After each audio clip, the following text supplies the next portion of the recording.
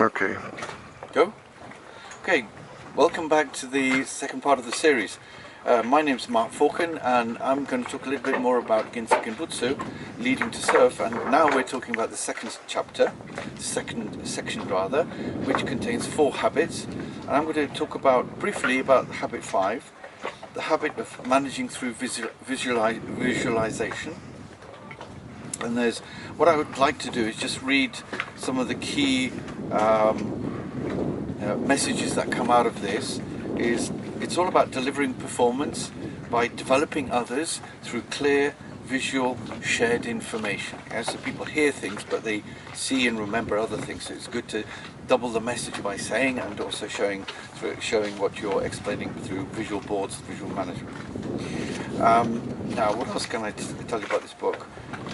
Is the 180-second principle. Sometimes it's called the 1-3-10 principle.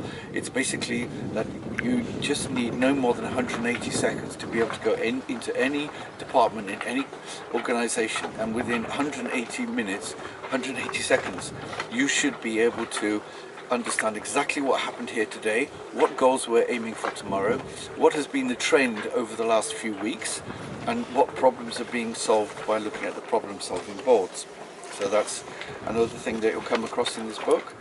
And another thing I focus on is a little bit about neuroscience.